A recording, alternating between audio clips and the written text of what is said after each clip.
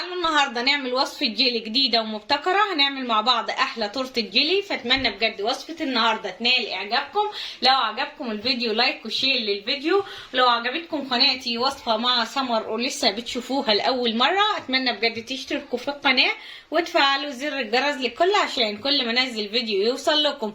فتعالوا نسمي بسم الله ونصلي على رسول الله ونبدأ في الوصفة بتاعتنا. عشان نعمل الوصفة بتاعتنا هنعمل طبقة الكيك الأول. فعندي هنا 3 بيضات، هنيجي في شفشق الخلاط. هنبدأ ننزل في شفشق الخلاط بال3 بيضات، كوباية من السكر، معلقة كبيرة من الخل، علبة فانيليا.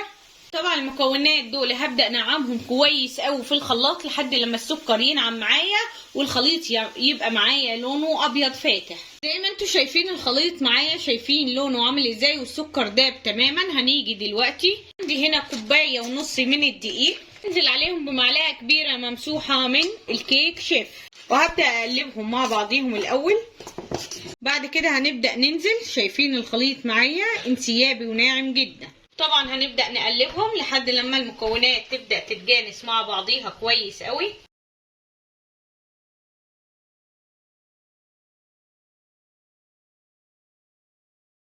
شايفين الخليط معايا بقى ناعم وانسيابي. دلوقتي هنبدأ ننزل عليه بربع كوباية من اللبن وابدأ اقلبهم لحد لما يتجانسوا مع بعض كويس قوي.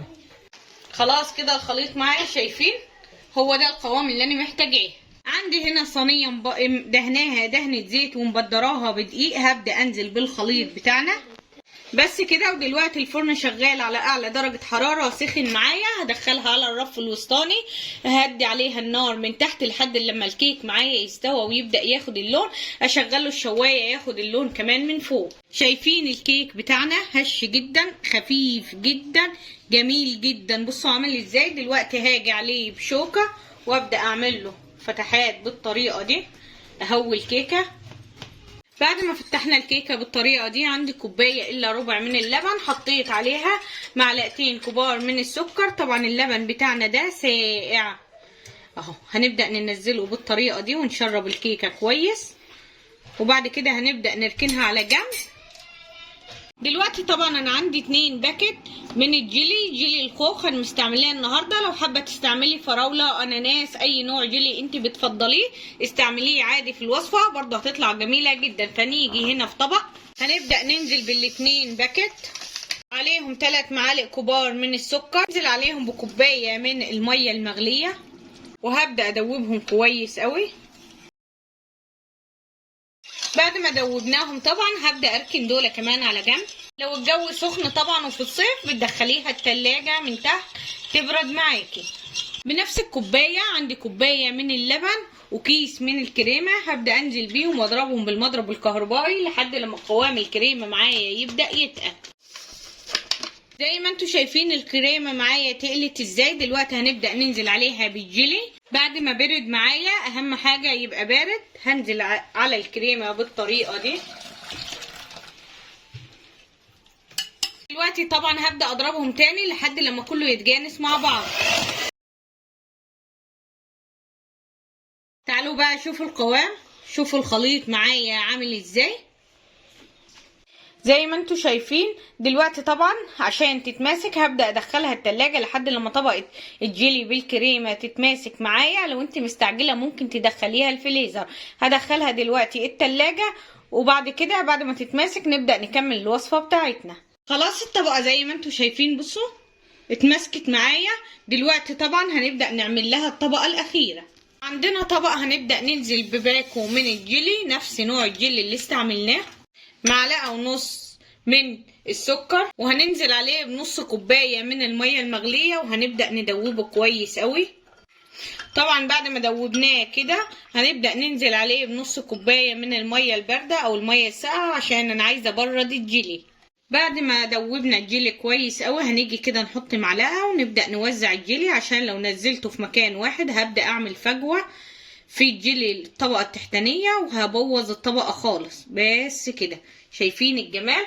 دلوقتي طبعا هبدأ ارجعها تاني على التلاجة لحد لما الطبقة التانية دي تبدأ تتماسك معايا.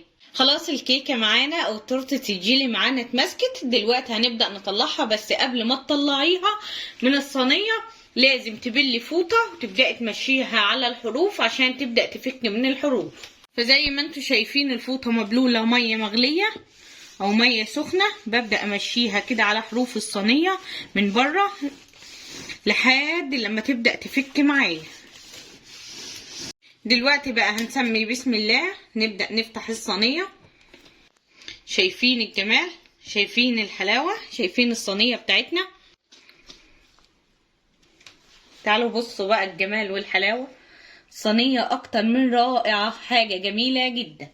فتعالوا نسمي بسم الله ونقطع منها حتة. شايفين دي لو واخداها لأي حد اقسم بالله هينبهر بيها وبجمالها. سكرها مظبوط، طعمها جميل جدا، بعملها على طول للأولاد. مش مكلفة زي ما تروح تشتري تورتاية من بره. فهنبدأ نسمي بسم الله ونبدأ نقطع منها حتة.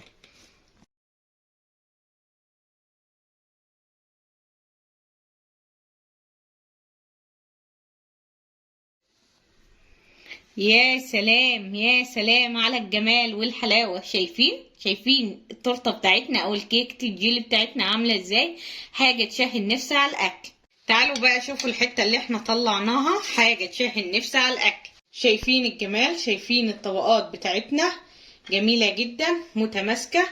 بصوا حاجة تشهي النفس على الاكل بجد. الوصفة اكتر من رائعة، اتمنى بجد تجربوها. لو عجبتكم وصفة النهاردة ولسه بتشوفوا قناتي لأول مرة، قناة وصفة مع سمر، أتمنى بجد تشتركوا فيها. ولو عجبكم الفيديو شيروا الفيديو لأكبر عدد من الأصدقاء، ولايك وشير للفيديو. صلوا على رسول الله.